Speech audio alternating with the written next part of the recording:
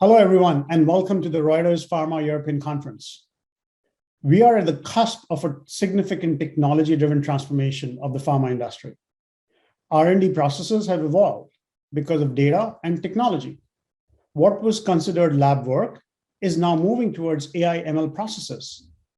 The clinical processes are changing as well, and data from previous trials can be leveraged to fine-tune and accelerate current trial.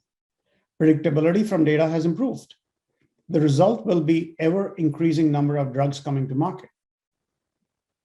But our industry is far from being a leader in digital maturity. In fact, as per the McKinsey & Company report, Closing the Digital Gap in Pharma, we rank well below the global industry average when it comes to digitization. Our data is still siloed.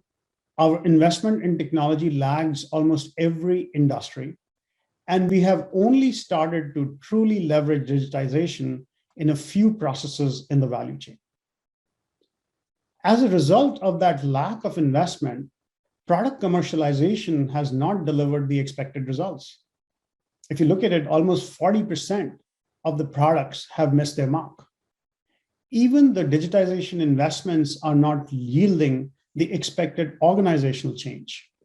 Something has to change. We have to significantly increase the technology investments, but more important is to execute a much more focused digital transformation strategy. Before we talk about technology strategy, let's first take a look at what does the future of commercial success look like. Integrated ecosystem. We have focused only on the providers for a very long time and an indirect outreach to patients. But the involvement of both payers and policymakers has increased over the last few years. Our approach to commercialization has to evolve from provider focus to patient, payer, provider, and policymaker focus. This will become even more critical for specialty pharma. More launches. As the industry moves towards technology-driven R&D, like Moderna and the new biotechs, the number of launches will increase, and thus will the pressure on commercial operations to make those launches successful. We will need to rethink commercial operations both on the business and technology end to cope with this change. As an example, if we look at launches, a key question is, do we move towards the consumer industry approach of testing products in local markets, learning, and then executing a perfect global launch? But if we do that, then what kind of technology is required to quickly move from regional to global? Hybrid reps.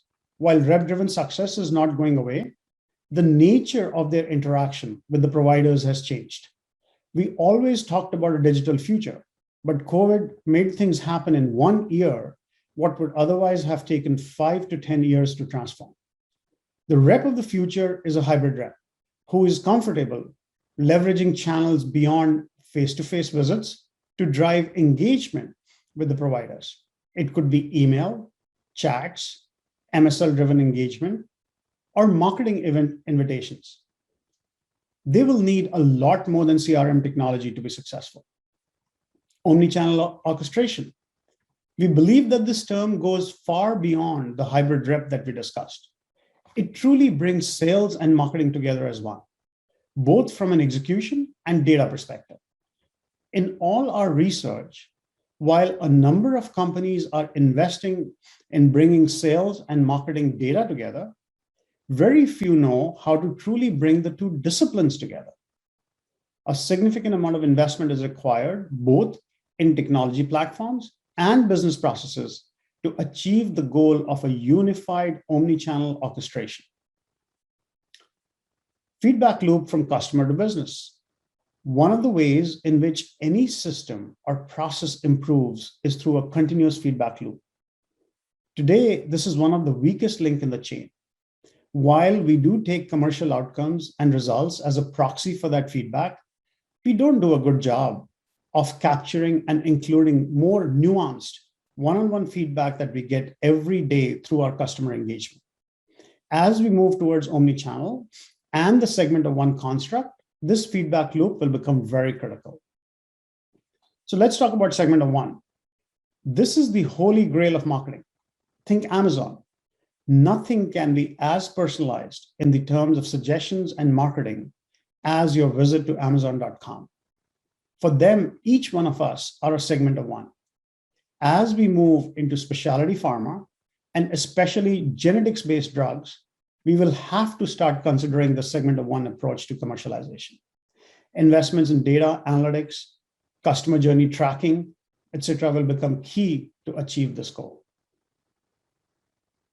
So, how do we as an industry prepare for this new reality?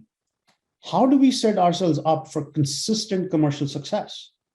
As we invest in technology, what philosophies do we adopt? When we look at what is important to business, that seems at odds with what the technology wants to focus on. Let's look at three debates that rage between business and technology.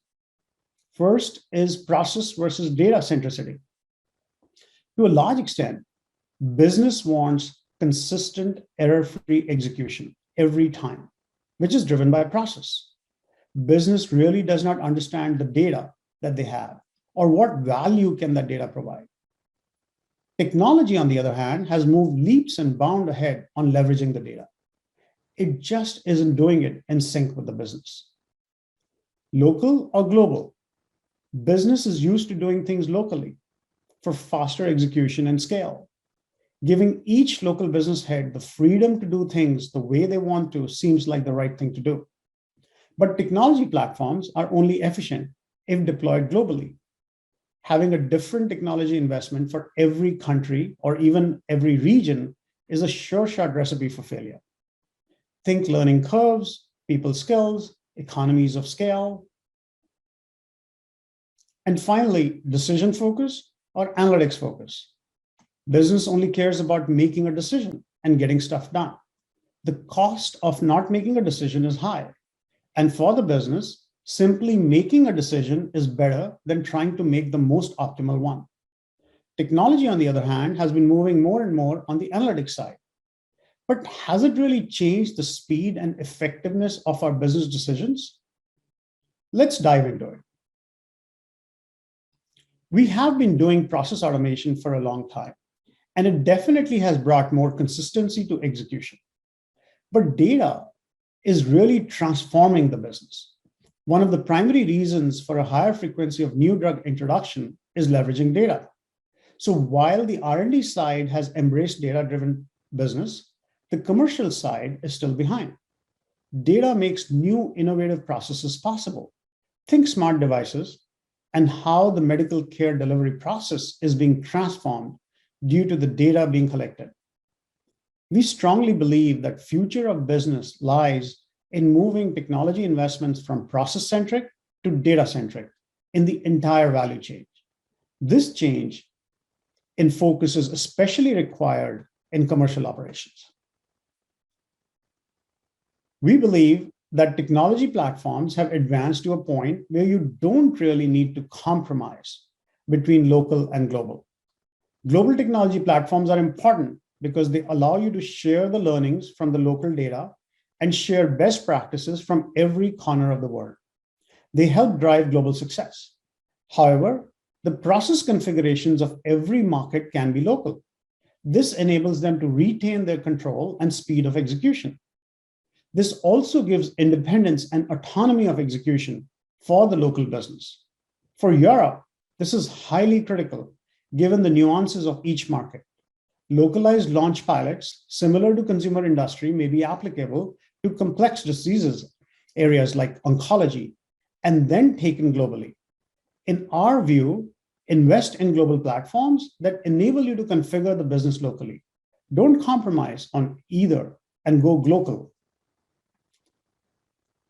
Analytics and execution have to be seamlessly married to deliver insights at the point of decision.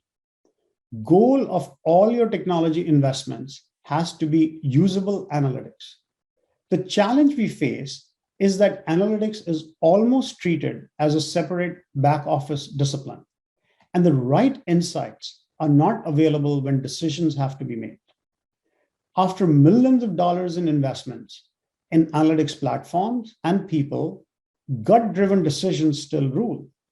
Delaying the decision by requesting the analytics and then waiting for results can be very expensive. Invest in technology platforms that merge analytics and execution seamlessly. You will be able to do a what if analysis right at the point that you have to make the decision. The end result is merging speed and effectiveness of execution and improving the chances of commercial success. The ultimate goal is to be ready for the customer and patient segment of one. The key question always then is where to start or what to change. We established that the technology investments in life sciences definitely have to go up, and the focus of investments need to evolve.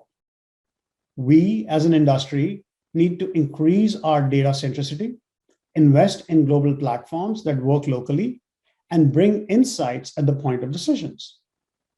Invest in technology, but seamlessly marry technology and business. Invest in people. The skills required for this new world order are different. For example, data engineering is a skill one did not think about a few years back. Another core aspect is change management. No amount of technology investment will deliver value until people are leveraging that technology the right way. These three, that is data, platform, and people, form the foundation to move towards commercial success in the future. Be business focused, but technology driven. Thank you.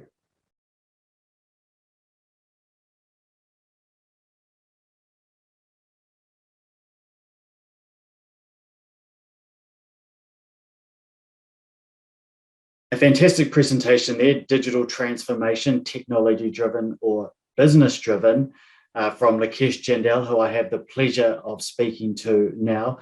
Nikesh is a product executive at Extria and is a seasoned business and technology leader who has helped businesses in many industries become successful through digital transformation. He has 30 years of experience in strategic consulting, education, life sciences, consumer marketing, entrepreneurship, and business-to-business technology industries. He has an MBA from INSEAD in France and an undergraduate in engineering from IT Delhi. Nikesh, thank you for joining me for our live chat now. Thanks, Matt. I appreciate the opportunity to be here. Fantastic. And let's jump into some of these questions. So can you talk a little bit more, be a bit more specific about how digital transformation is moving the pharma industry forward, both in a clinical and commercial setting?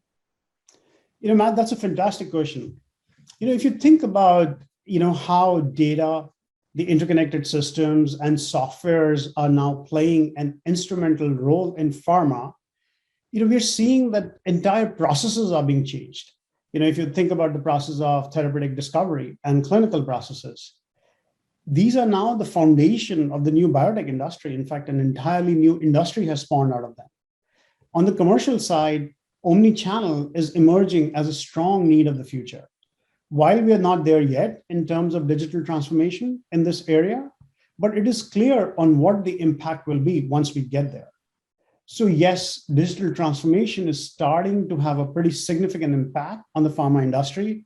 But as we discussed, we are still way behind, other industries in terms of, getting there. Mm. And then you touched on it there in omni-channel engagement. It's pharma's big buzzword right now. So do you believe that there is a consistent view on what omni-channel is throughout the industry? Would you explore that a little bit more, please? Yeah, absolutely. The reality is that this is still a very much an evolving term, and everyone understands it differently. For some, it is about changing the rep engagement from face-to-face visits to multi-channel engagements. As the face-to-face visits kind of became lesser and lesser in COVID, it was all about, okay, how do we leverage other channels for the rep to engage with the HCP? For others, it is really about marketing initiatives. When we think about, email invitations to events and, and things like that. So for others, that's what the focus of Omnichannel is. But really what we need to do is to flip it around and start thinking from the provider and the patient perspective. Bring it together in the context of the customer. For example, bring together the need of real world evidence, medical affairs, and the innovation all together. They don't care whether they are approached through a rep or through marketing channels. Omnichannel needs to be a complete rethinking of customer engagement models in our industry. And the title of the talk again, digital transformation, business driven or technology driven. So what's the verdict? That's always a tough one. So we believe, and we have a very strong belief in that you need to be business focused, but technology driven. Make technology work for the business. Technology has evolved to a point that we don't need to compromise anymore. Take the example of global versus local that we talked about. Earlier, you had to choose between having a consistent global process and system versus local autonomy. You don't have to do that anymore. You can have global systems, but local configurations. So it is possible today to seamlessly achieve both objectives together. So as you go down this path of marrying, remember, as we said, business focused, but technology driven. And what is your advice to leaders or a leader who is embarking on their digital transformation initiative? There are two things that I would probably emphasize. First is to put technology to work for the business. Do not compromise on either that we talked about. But the second is to focus on the foundational elements and invest in them in parallel. That is data, platform, and people. Bring the enterprise data together, but don't just build warehouses where only tech folks can pull the data out. Build them to be self-service for the business. They should be able to access and extract the data that they need within minutes, if not hours, and not days. Invest in global platforms that bring the power of insights at the point of decision.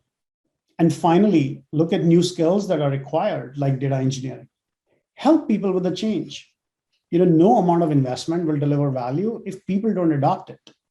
In a nutshell, I would say have a clear goal of where you want to go and build the foundation of data, platform, and people to get there. Nikesh, it's been a pleasure chatting with you. Thanks so much for joining me for our chat today. And of course, if you want to learn a little bit more about Xshare and their offerings, please visit our virtual exhibition. You'll be able to learn all about them and reach out to some of their attendees as well to set up a meeting. Nikesh, thank you again. Thank you, Matt.